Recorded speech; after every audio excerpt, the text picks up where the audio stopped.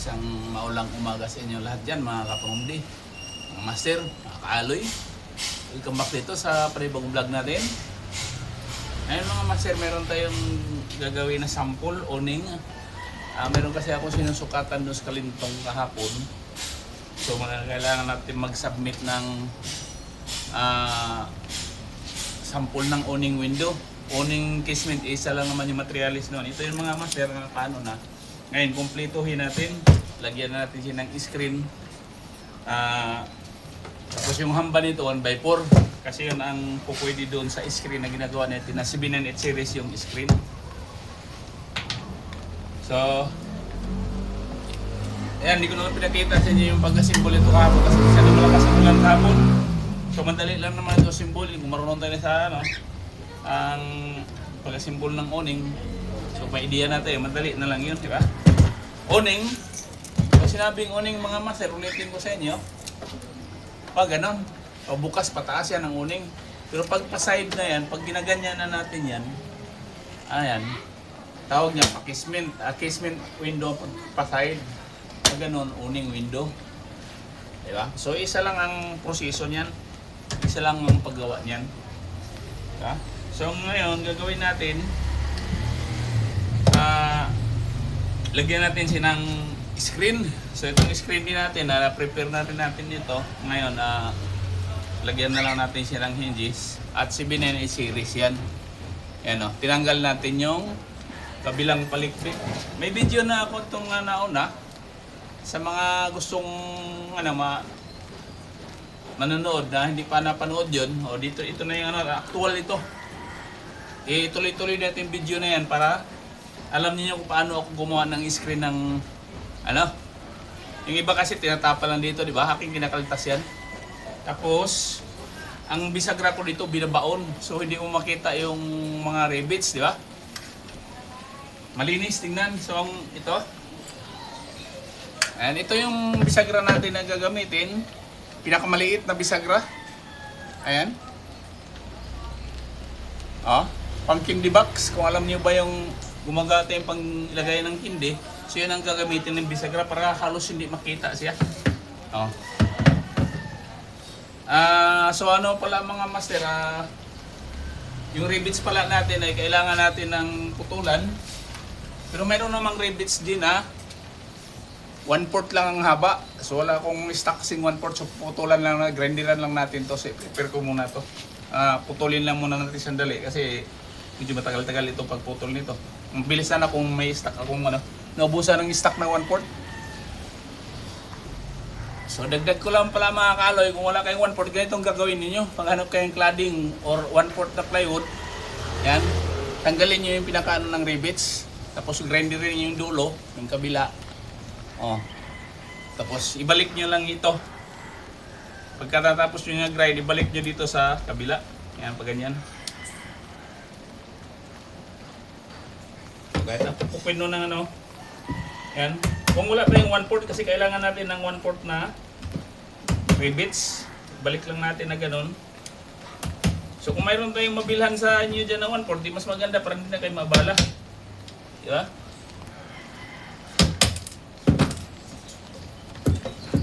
Yan. Para may idea lang din naman kayo kung paano magpuputol ng rivets. Diba? Baligtarin nyo lang yan Tapos, balik nyo lang, tanggalin nyo lang yung pinakaano niya. So magkaroon na tayo ng 1/4 na rivets. Yan. Tapos bunutin natin konti huwag natin pigain kasi para di bubuka yung dulo. Yan, parang ganun lang. Tama lang siya doon sa di mayroon na tayong 1/4 na rivets, diba? Ano lang yan, yan na natin, hubutin natin lahat. 4 lang naman kailangan ko rito. So nagdagdag lang ako ng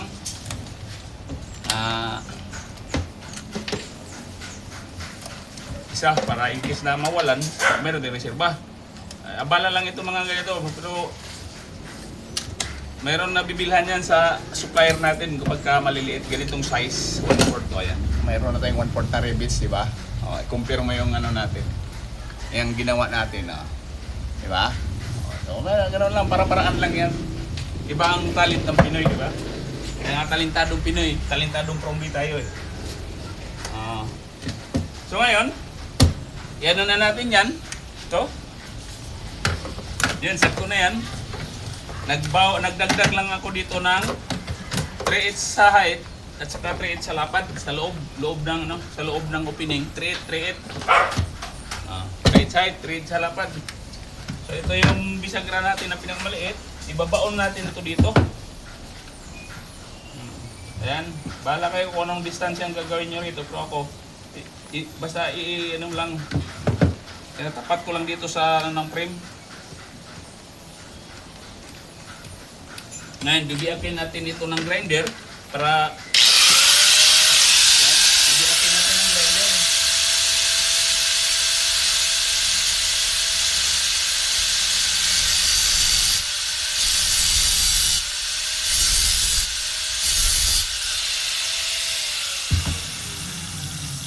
Tama-tama lang na lumusot yung ano natin mga kaloy, yung palikpik ng bisagra. Ayan, papalusutin natin yan. Huwag sobra yung biak. Ayan, tama na yan. Hindi musot.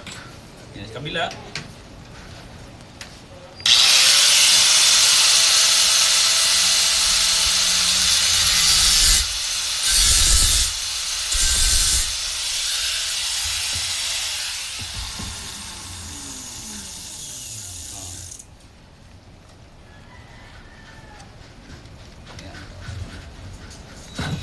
Medyo mabusising lang mga kaloy, pero ang kagandahan naman ito, maganda yung resulta ng trabaho natin, di ba? Ayan, parang ganon. Tapos isiguraduhin natin na tatamaan yung, pag nagbutas tayo, natatamaan yung butas natin dito sa ano natin, pagbarina. Gilid na gilid lang naman yan. Ayan. Sagad lang natin.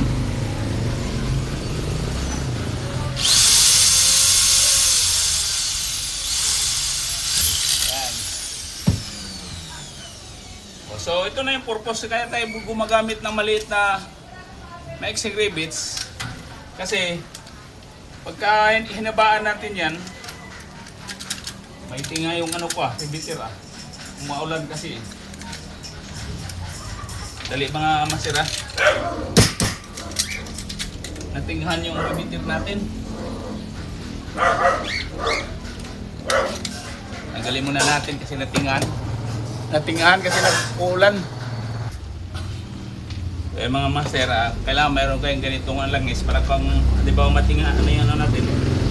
Papatakan lang natin yan para ganito kasi ano, kumakapit itong ano, kalawang, di ba? Master, kapit na. Yeah? O, ito na yung purpose. Kaya maiksi yung ano natin mga master, para yung ano natin dito, tama lang na ang kapal kasi nito 1/4 lang. Kung habaan natin, pilitin natin idiin yung rivets, bubukol itong ano natin dito, di ba? Kaya hindi sasagad yung rivets natin, kaya kailangan may 1/4 tayo na rivets. Dito lang naman yan sa may frame. Yan, isa.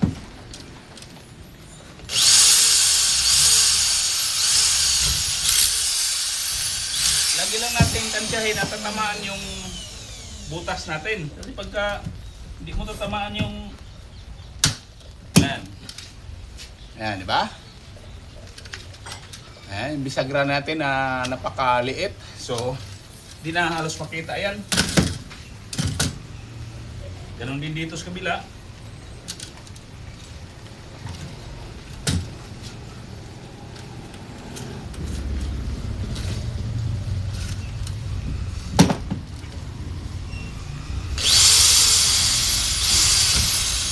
Kaya kasi mga master, pag gumawa tayo ng sample, gandahan natin kasi sample nga, di ba? Kasi kung pangit, hindi maaprubahan yan. Yan ang purpose ng sample. Di ba lang, medyo magka-problema na doon sa ginagawa natin. Kailangan yung sample natin malinis, maganda yung trabaho. Huwag tayo mag-sample na pangit. Unang-una, kailangan yung aluminum natin, standard yung kapal. Hanap tayo ng medyo makakapal na aluminum. Huwag tayo mag-sample ng maninipis. Kasi siguradong hindi makaprobahan yan.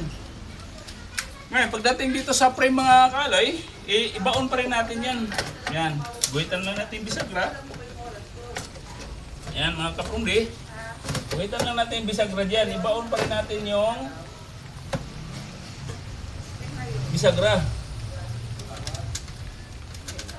Diyakin lang din natin ng ano para sumiksik yung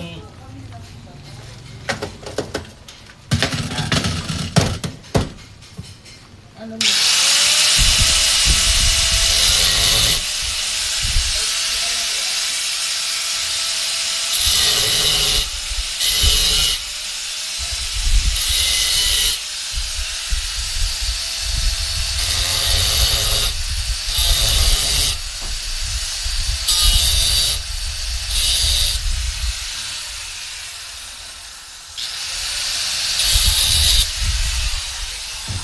Sakto lang doon ang guhit natin, hindi siya lalagpas ng ano para maganda talaga ang dating, di ba? Ano yan? Tapos ganun din, release natin dito, sagad lang natin yung bisagra. Ganon. Patamaan pa rin natin yung butas.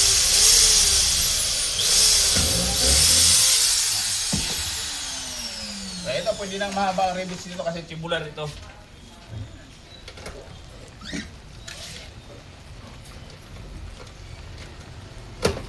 Ganun lang naman kadali. Hindi naman ganun kahirapan yung magbibiak din tayo ng ano sa ano.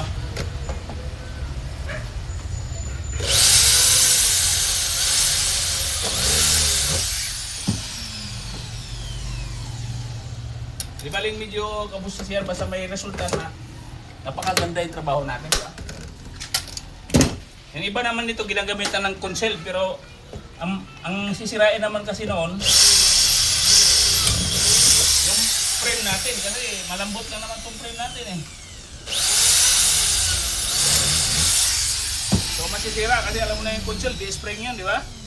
Eh kung screen lang yan, pwede yan kung isalamin yung gagamitin mo. Pero kung screen tapos ganyan, sisirain itong bracket ko, nababali yan. Plastic lang yung bracket niyan eh. Ayan.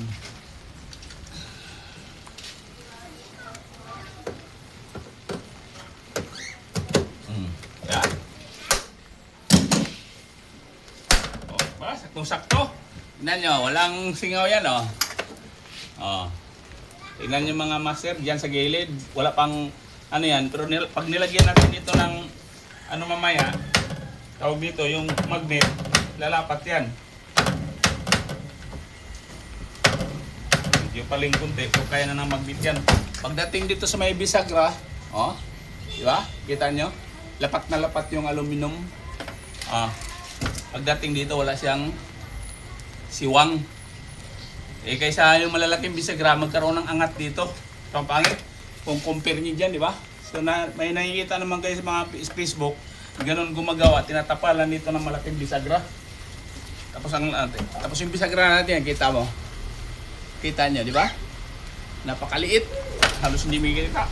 Pagdating naman dito, sa loob, tingnan yung bisagra natin mga master. Di ba? Napakaliit. So hindi mo makita halos bisagra, kundi rivets lang makikita mo dito. Ulo kasi nakabaon yung paligpik ng bisagra natin. Di ba? So ngayon, okay na yan.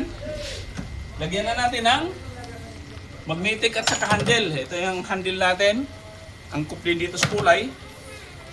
At yung magnet natin. Kailangan kung ano, maganda rin yung handle natin. Diba? Kasi nga, sample nga ito. Lagyan natin yung handle. Yan. Baliktad. Ilang minuto pa ba? Tama-tama, 14. Tama-tama ang oras yan. Abutin din ng kalating oras, kaya tuloy-tuloy na natin yan. Para nagkaroon ng idea. Maganda na malinaw na ano ng video na walang cut-cut halos. Yeah? Ano yung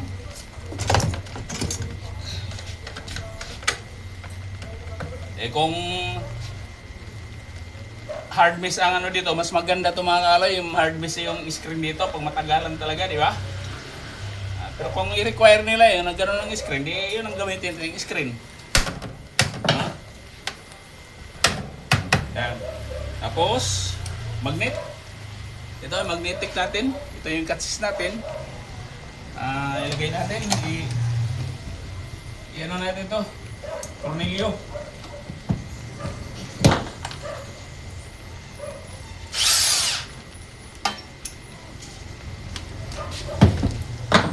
Na kung saan na yung mga tornilyo nito. Hanapin ko muna ng tornilyo mga master. Maliliit tornilyo niyan eh.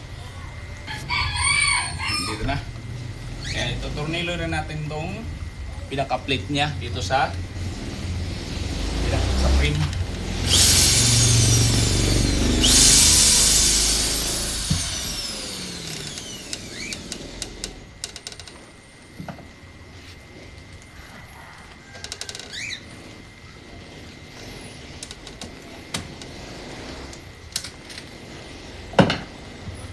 Medyo loose thread yun ah. Rivets na natin to mga master kasi flat head eh. Yung kabila.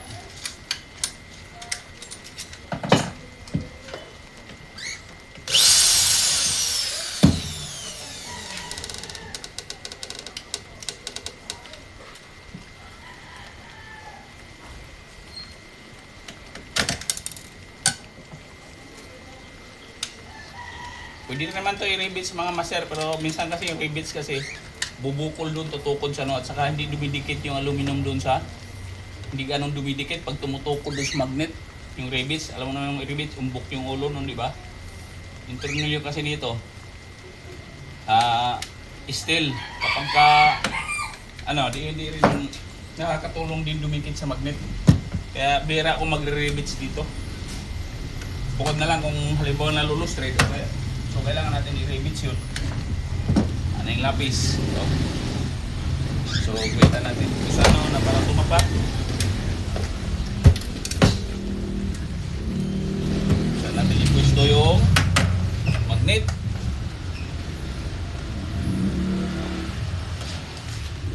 Ayan.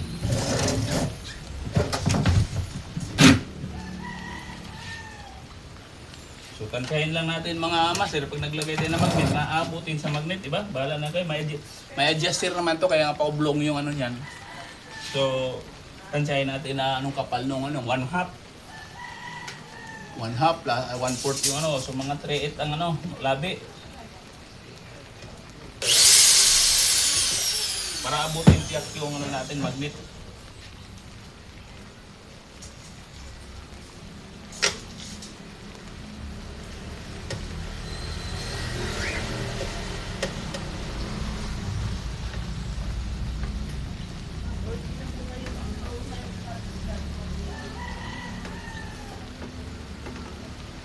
Testing muna natin yung isa.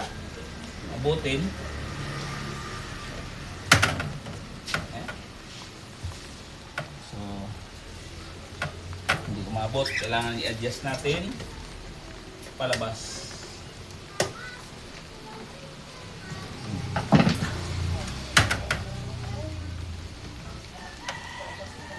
Ayan. Ayan. Dikit na dikit na. So, mga 3/8. Mga 3/8 yung ano natin.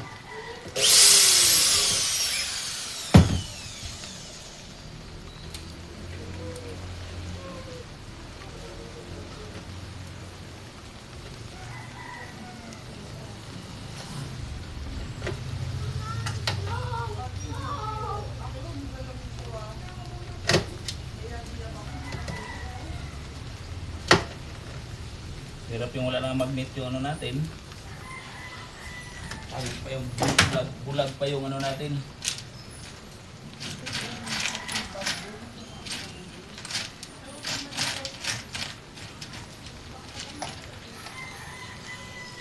Bulag yung mata ng screw.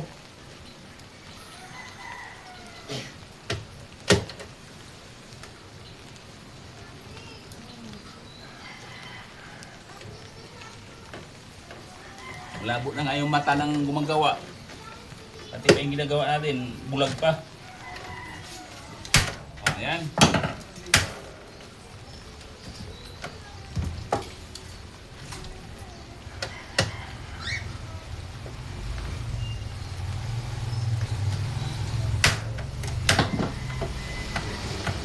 Ba? So ayan, kumpleto yan, mga sir. Oh, linisin na lang natin to pagka ano, saka natin padala doon sa, hatid mamaya. Ha? Ayan yung ano natin na may hinges na, kumpleto na, mayroon ng handle at may, ayan, kaganda, kaya nga, gumamit tayo na, huwag tayong gumamit dito mga master kapag ganitong setup natin na tres yung gagamitin natin na hamba kasi sigurado akong tatamaan yung ayan, tatamaan itong handle, aabutin yan sa frame ng ano. So pag gumawa tayo ng ganitong owning na may hamba with screen, ano natin, tawag dito, gamitan natin ng 1x4. Ngayon, kung magtitipid kayo, pwede namang walang ano itong ano, kailang pangit na noon, hiwalay natin ng frame ito lang hambahan natin ng screen, di ba? Pwedeng walang hamba ito, tip ko lang kung gusto niyo magtipid. Kung gusto niyo walang hamba yung ano, direkta. So direkta natin, tapos ito, gamitan natin ng pinakamaliit na hamba na 1/2 by 1, maganda rin naman tingnan yon. So, direkta sa pader ito. Itong ano natin, itong pinaka-frame, wala na siyang hamba na ganito, 1x4. Tapos, itong screen natin, gamitan natin ng 1/2 by 1 na tubular, 1 by 1 na tubular. So, malaking minus na yun kapag ganun gagawin natin. So, ito kasi yung ano natin, hindi ito tinitipid. Ito yung trabaho na